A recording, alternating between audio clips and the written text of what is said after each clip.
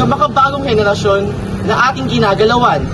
Nararapat lamang na lahat tayo ay kumilos upang may pagpatuloy ang hangaring matuldukan ang mga pinakamalalaking suliranin na kinakaharap ng ating mundo. At inaanyayahan ko kayong lahat. Hindi lang sila, kundi tayo. Tayo. Tayo.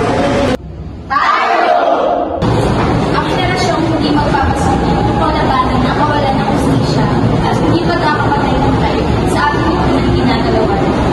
At ito ang gagawin. Ang Sustainable Development Goals ay plano para sa ating lahat, saan ka man naroroon sa mundo. At wala tayong iiwanan. SDG number 1, no poverty. Tourism plays a significant role in reducing poverty and promoting economic development. It creates jobs, generates income from foreign exchange, and supports the value chain. It also contributes to the construction of infrastructures such as schools and hospitals for health. Overall, tourism is an essential tool for reducing the poverty. Kung titignan, marami pa rin tao na nakapaligid sa atin ng nagugutom dahil walang sapat na makakain. Halina't bumuo ng isang mundo kung saan ang bawat isa ay maiahahain at pamilyang masaya dahil siya ay masagana. Tulungan din natin ang pang-agrikultura nang magkaroon ng bagong pag-asa. Our happiness and quality of life are influenced by our health and well-being. Being healthy enables us to enjoy our life, engage in enjoyable activities, and support others we care about. With that, we can live in a world where life is maintained to be healthy. Kakapin natin ang isang mundo na kung saan lahat ay makatatamasa ng kalidad na edukasyon at mabibigyan ng sapat na kasanayan at kaalaman ang bawat isa para sa isang magandang kinabukasan. Dahil edukasyon ang tanging yaman na hindi mananakaw ng kahit na sino. Sa kabila ng hindi pantay ang pagkara sa kababaihan, sa edukasyon, sa trabaho at karapatan, ngayon ay sama-sama tayong kumilos upang bigyan sila ng pantay na oportunidad at mas malakas na boses sa lipunan para sa kapakanan ng lahat. Paano nga ba natin masusolusyonan ang ganitong sitwasyon? Una, linisin natin ang ating mga ilog, lawa at karagatan. Pangalawa, let's practice proper sanitation to prevent water contamination. At ang panghuli, let's use our voice to advocate for people to clean water and sanitation. SDG 7, affordable and clean energy. Renewable energy solutions are becoming cheaper, more reliable, and more efficient every day.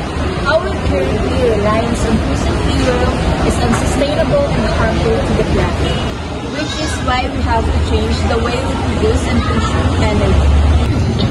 Implementing these new energy solutions as fast as possible is essential. It is a pathway to a sustainable future that can foster economic growth, enhance public health, and improve quality of life for communities worldwide. SDG 8, Decent Work and Economic Growth. Ang SDG 8 ay naglalayong itaguyod ang inklusibo at mapanatili ang paglago ng ekonomiya. Layunin itong mapagbigay ng maraming trabaho at mabawasan ang kawalan ng trabaho. Industry, innovation, and infrastructure drive economic growth, reduce poverty, and promote sustainable development by enhancing connectivity and empowering marginalized communities for inclusive and resilient progress. Sa ating mga kamay nakasalalay ang pagbabago. Magkaisa tayo upang maibsan ang di pagkakapantay-pantay at maiangat ang dignidad ng bawat isa. Maraming syudad ang humaharap sa mga problema, tulad na lamang ng trapiko, polusyon at kakulangan sa mga pabahay. At nang dahil sa pagtutulungan ng ating mga mamamayan at gobyerno at saka sa makabagong sistema, unti-unti nating nalulutas habang pinangangalagaan ng ating kalusugan at mga minamahal na kultura. We live in a world of prosperity, yet we face a pure reality. Our world is governed by the weight of more demand, and the consequences are becoming increasingly more evident in climate change, pollution, and resource depletion.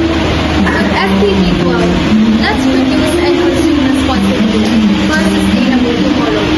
Climate action is crucial for reducing climate changes, protecting ecosystem, and ensuring a sustainable future. Acting now ensures a sustainable future, benefiting both people and our planet Earth.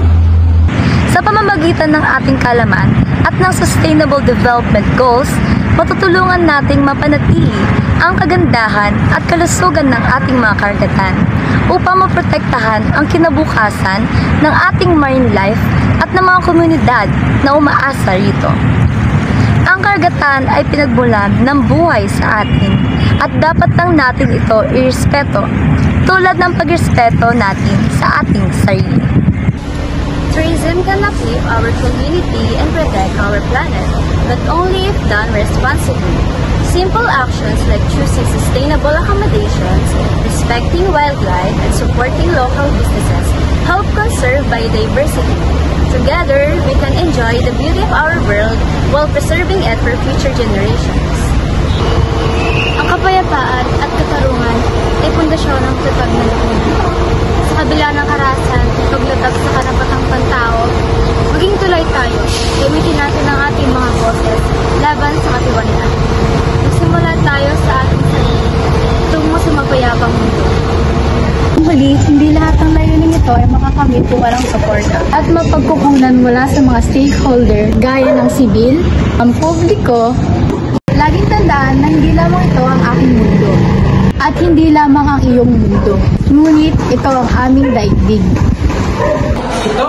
Ito. Ang United Nations Sustainable Development Goals. Tayo na at sama-samang kumilos. Kasama ako. Dahil kahit sa paisa-isang simpleng hakbang ay magagawa natin ito kung tayong lahat ay magtutulong-tulong. At makikisa. Dahil naniniwala ako na hanggat may pagtipat, ay palagi itong may kaapitan na pag-asa. Para sa atin. At walang maiiwan. At pagkakaapig-bisig. At sama-samang makikiisa. Ito